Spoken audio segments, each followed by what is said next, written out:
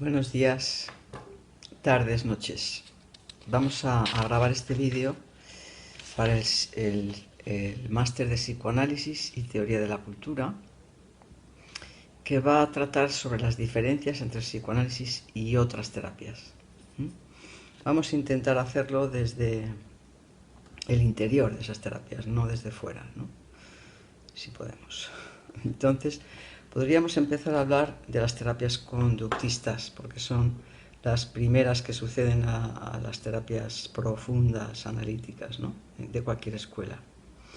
Entonces, el conductismo, digamos que maneja una metáfora básica, que es que el hombre es un animal. Entonces, ¿tiene un concepto de inconsciente? Sí, pero es un inconsciente corporal. O sea, no hay un procesamiento inconsciente de información verbal, como si hay en el psicoanálisis, ¿no? Entonces, las terapias típicas de relajación, de sensibilización sistemática, tratamiento de adicciones, incluso, bueno, otro tipo de terapias, trabajan con el cuerpo, pero tienen digamos, el punto débil de que como los animales no tienen función simbólica, no hablan, pues la terapia queda un poco coja en el aspecto de tomar conciencia de lo que sucede en el cuerpo. Para eso necesitamos el lenguaje. Sin lenguaje es muy difícil llevar la conciencia al cuerpo. Y para eso se sirve de este otro modelo terapéutico, que es el cognitivo, y de ahí que se haya formado esta especie de tándem de terapias cognitivo-conductuales, porque el cognitivismo trabaja con la metáfora opuesta, que es somos máquinas, somos procesadores de información, somos máquinas lógicas. ¿Hay concepto de inconsciente en el modelo cognitivo? Sí, desde luego que sí, pero es un inconsciente lingüístico, es decir, sabemos perfectamente en psicolingüística que hay muchos procesos verbales, la mayoría, que tienen lugar por debajo de la conciencia. Es decir, funcionan modularmente, de forma distribuida y muchos procesos a la vez de los que no somos conscientes. Somos conscientes un poco del resultado, ¿no? Del resultado de esas operaciones lingüísticas, resolución de problemas, etcétera. Preguntas y respuestas. De modo que las terapias cognitivo-conductuales pueden ser más completas porque hay un trabajo con el cuerpo y un trabajo con la información, con la representación, con la conciencia, pero no emocional. El problema del método cognitivo de la terapia cognitiva, del modelo teórico, es que no contempla la energía, por lo tanto el deseo. ¿De qué puede hablar como mucho? Pues de propósitos, metas y intenciones. Las intenciones son lo que más se aproxima a la noción de deseo en psicoanálisis o de energía. Y por parte del modelo conductual sí que hay una energía corporal, pero no hay función simbólica, no hay transformación de esa energía mediante la conciencia o mediante procesos de representación. Por lo tanto, no se puede transformar, se puede aprender a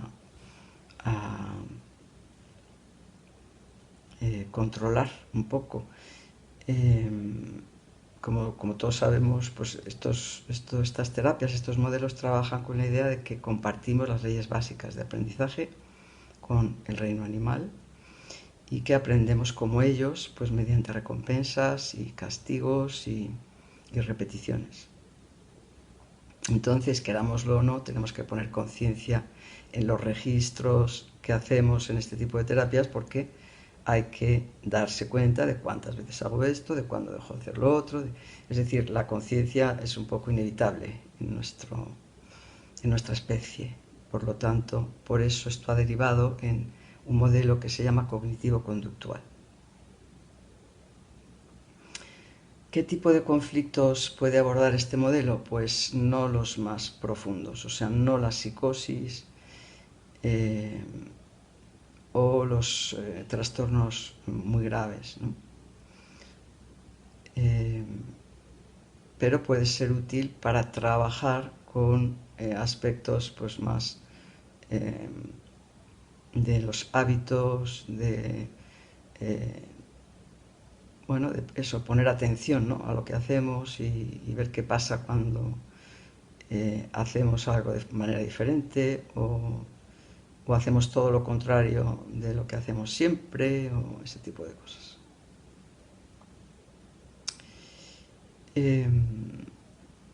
Después están, claro, todos los modelos llamados profundos, analíticos, que tienen una noción de conflicto.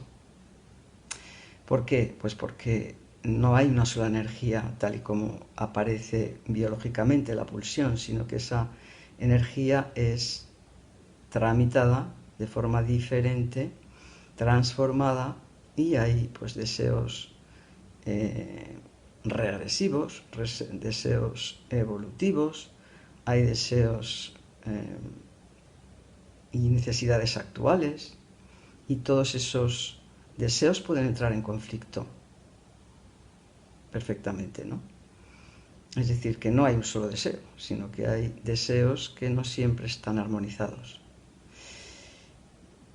Creo que es una de las mayores diferencias del modelo analítico es el concepto de energía y trabajar con ella. Y la idea de que se puede transformar, que la energía física, corporal, se transforma en energía psíquica, mental.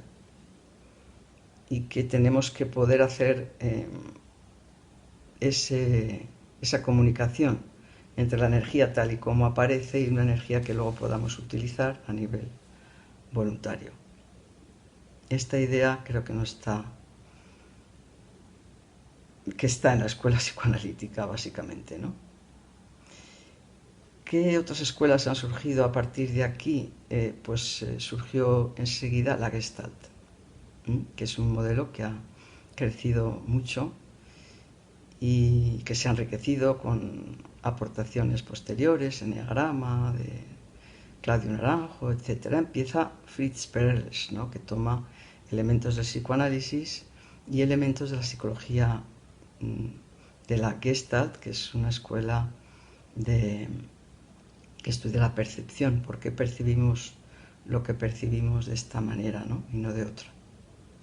Entonces tiene un modelo de conflicto, pero un poco simplificado, o sea que lo que hace es establecer tres planos distintos en los que puede actuar el deseo. Un plano es el del niño, que desea el placer; otro plano es el del adulto, que es el que adopta el compromiso y el que trabaja por el deseo; y otro plano sería el del padre, que tiene el deber ser, o sea, el cómo deben ser las cosas, ¿no?, para que sean estables. Es un poco la noción de tiempo que no tiene el niño y de obligaciones, ¿no?, o contratos o deberes.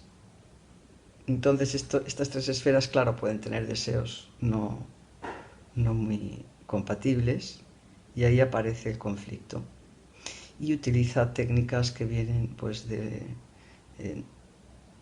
dramáticas, del psicodrama de Moreno, trabaja en grupo o individualmente, y la idea del campo perceptivo es seguramente la más interesante en ese momento, y los efectos que ha tenido esta idea es que el paciente está viendo una pequeña parte del campo.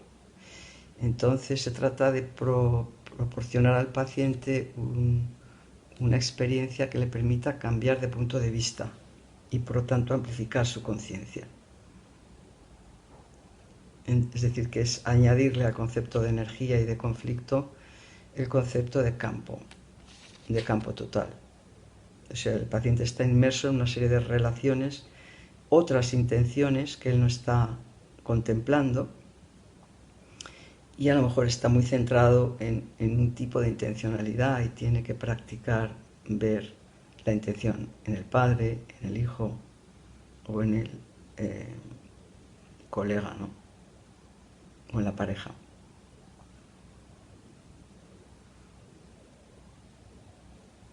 Mm,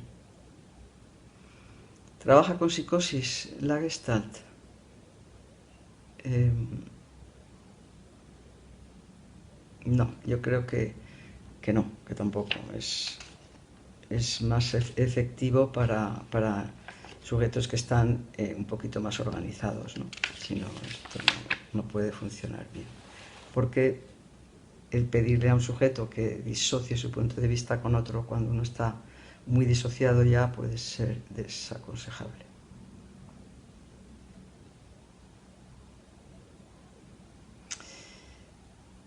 Después de esta escuela de la Gestalt, que fue importante, han aparecido otros sistemas de terapia como la terapia sistémica, el coaching sistémico, el coaching de empresa.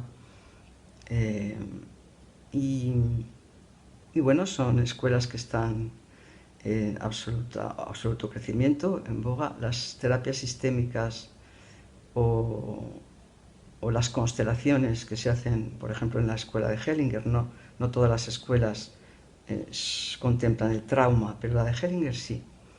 En general, el coaching más institucional trabaja con un nivel de conflicto bajo, o sea, un trauma, digamos que si es de 1 a 10 la intensidad, pues con intensidades 3, 4 o mucho. Pero la escuela de Hellinger sí trabaja con trauma máximo nivel. Y lo que procura esta escuela es procurar a la experiencia traumática una experiencia suficientemente fuerte, inconsciente, como para que pueda modificar la anterior, ¿no? Y entonces no utiliza luego excesivamente la verbalización, o no la utiliza en absoluto, porque entiende que se perdería la fuerza de esa experiencia corporal real.